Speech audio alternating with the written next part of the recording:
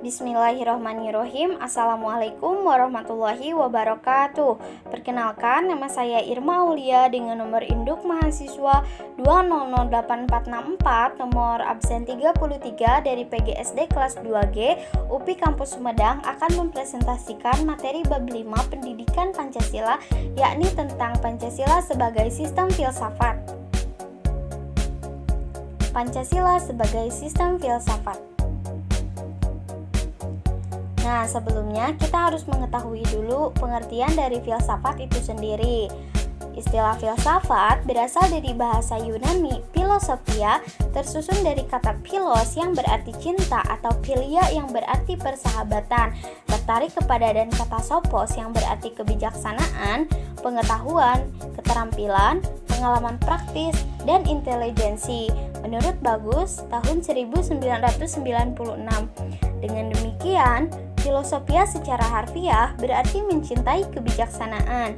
Nah, kata kebijaksanaan juga dikenal dalam bahasa Inggris, yaitu wisdom, yang berarti bermanfaat bagi peradaban manusia.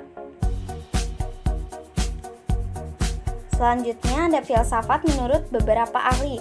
Yang pertama, filsafat menurut Plato tahun 427 sampai 347 sebelum Masehi. Nah, menurutnya, filsafat adalah pengetahuan tentang segala yang ada atau ilmu pengetahuan yang berminat mencapai kebenaran yang asli. Kemudian yang kedua ada filsafat menurut Aristoteles tahun 322 sampai 384 sebelum Masehi.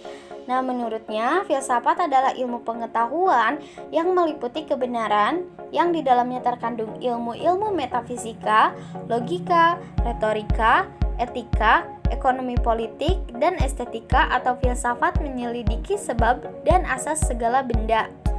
Kemudian yang ketiga ada filsafat menurut Immanuel Kant tahun 1724 sampai 1804 sebelum Masehi. Menurutnya, filsafat itu ilmu pokok dan pangkal segala pengetahuan yang mencakup di dalamnya 4 persoalan, yaitu apakah yang dapat kita ketahui? Dijawab oleh metafisika. Apakah yang dapat kita kerjakan? Dijawab oleh etika. Sampai di manakah pengharapan kita? Dijawab oleh antropologi. Kemudian yang terakhir ada filsafat menurut Marcus Tullius Cicero tahun 106 sampai 143 sebelum Masehi. Menurutnya, filsafat adalah pengetahuan tentang segala yang ada atau ilmu pengetahuan yang berminat mencapai kebenaran yang asli. Selanjutnya, ada filsafat secara umum.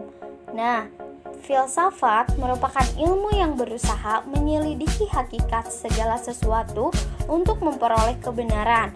Berdasarkan pengertian umum ini, ciri-ciri filsafat dapat disebut sebagai usaha berpikir radikal, menyeluruh, dan integral, atau dapat dikatakan sebagai suatu cara berpikir yang mengubah sesuatu di sedalam-dalamnya. Filsafat adalah pengetahuan yang dimiliki rasio manusia yang menembus dasar-dasar terakhir dari segala sesuatu. Filsafat menggumuli seluruh realitas rumah, tetapi teristimewa eksistensi dan tujuan manusia. Selanjutnya ada cabang-cabang filsafat. Yang pertama itu ada metafisika. Nah, metafisika ini membahas tentang hal-hal yang bereksistensi di balik fisik yang meliputi bidang-bidang ontologi, kosmologi, dan antropologi. Nah, metafisika merupakan cabang filsafat yang mempelajari asal mula segala sesuatu yang ada dan yang mungkin ada. Metafisika terdiri atas metafisika umum yang selanjutnya disebut sebagai ontologi, yaitu ilmu yang membahas segala sesuatu yang ada, dan metafisika khusus yang terbagi dalam teodisi yang membahas adanya Tuhan, kosmologi yang membahas adanya alam semesta, dan antropologi metafisik yang membahas adanya manusia.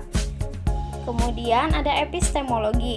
Nah, epistemologi ini berkaitan dengan persoalan hakikat pengetahuan.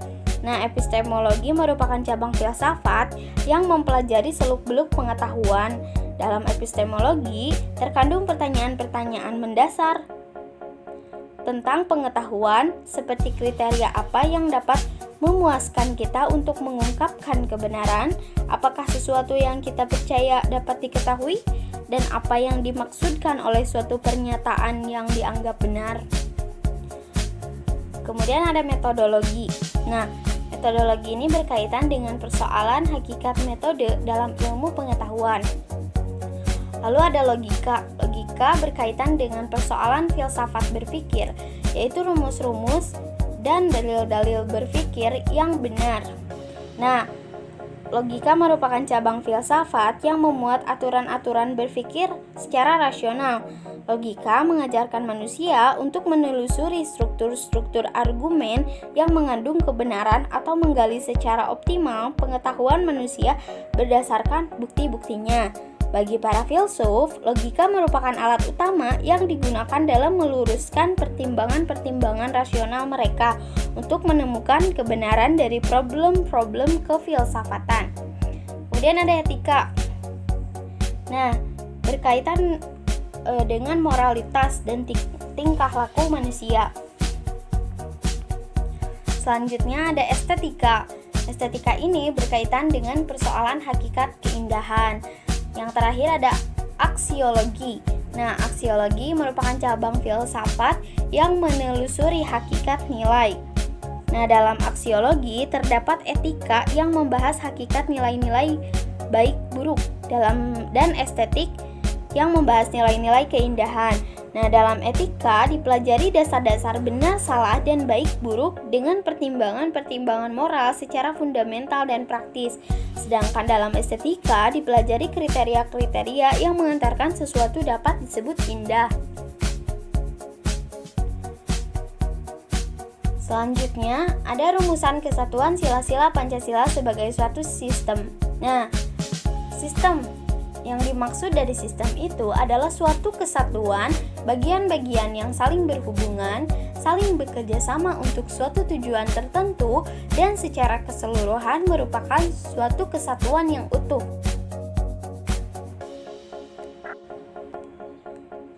Ciri-cirinya yaitu yang pertama, suatu kesatuan bagian-bagian. Yang kedua, bagian-bagian tersebut mempunyai fungsi sendiri-sendiri. Yang ketiga, saling berhubungan dan saling ketergantungan. Yang keempat, untuk mencapai suatu tujuan tertentu. Yang kelima, terjadi dalam suatu lingkungan yang kompleks atau Schur dan Voigt tahun 1974. Nah, ini merupakan ciri-ciri dari suatu sistem. Kemudian, ada susunan kesatuan sila-sila Pancasila yang bersifat organis. Nah, Pancasila merupakan suatu kesatuan majemuk tunggal.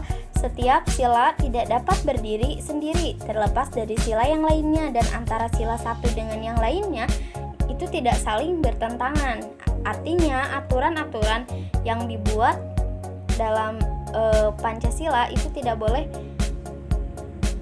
bertentangan dengan sila-sila yang lainnya. Lalu, ada susunan Pancasila bersifat hierarkis dan berbentuk piramidal. Nah, urutan sila-sila Pancasila menunjukkan rangkaian tingkat dalam luasnya dan isi sifatnya, baik kuantitas maupun kualitasnya. Selanjutnya ada rumusan sila-sila Pancasila sebagai suatu sistem filsafat.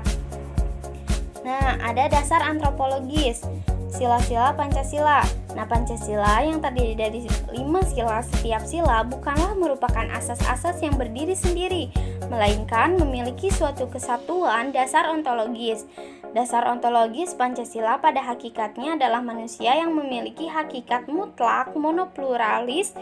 Hakikat dasar ini juga disebut sebagai dasar antropologis. Kemudian ada dasar epistemologi sila-sila Pancasila.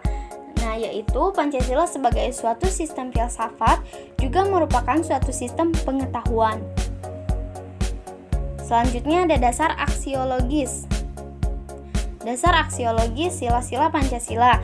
Nah, sila-sila Pancasila sebagai suatu sistem filsafat juga memiliki suatu kesatuan dasar aksiologisnya, sehingga nilai-nilai yang terkandung dalam Pancasila pada hakikatnya juga merupakan suatu kesatuan. Kemudian ada dasar ontologi sila-sila Pancasila. Nah, dasar ontologis Pancasila menunjukkan secara jelas bahwa Pancasila itu benar-benar ada dalam realitas dengan identitas dan entitas yang jelas. Melalui tinjauan filsafat, dasar ontologis Pancasila mengungkapkan status istilah yang digunakan, isi dan susunan sila-sila, tata hubungan, serta kedudukannya. Dengan kata lain, pengungkapan secara ontologis itu dapat memperjelas identitas dan entitas Pancasila secara filosofis. Nah, ada inti sila-sila Pancasila nih. Yang pertama, sila ketuhanan yang Maha Esa. Sila ini terkandung nilai bahwa negara yang didirikan adalah sebagai penjewantahan tujuan manusia sebagai makhluk Tuhan yang Maha Esa. Lalu sila kedua yaitu sila kemanusiaan yang adil dan beradab. Dalam sila ini terkandung nilai bahwa negara harus menjunjung tinggi harkat dan martabat manusia sebagai makhluk yang beradab. Lalu sila yang ketiga yaitu sila persatuan Indonesia. Terkandung nilai bahwa negara adalah sebagai penjelmaan sifat kodrat manusia monodualis, yaitu sebagai makhluk individu dan sebagai makhluk sosial.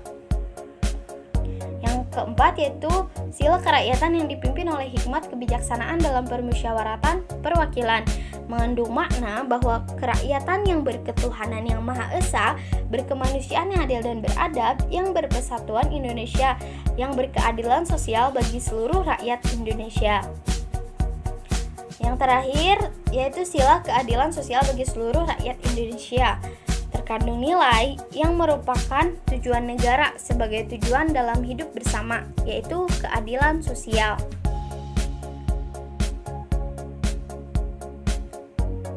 Baik, terima kasih. Hanya itu saja yang dapat saya sampaikan. Mohon maaf apabila terdapat kekurangan. Wabillahi taufiq wal hidayah, waridho wal inayah. Wassalamualaikum warahmatullahi wabarakatuh.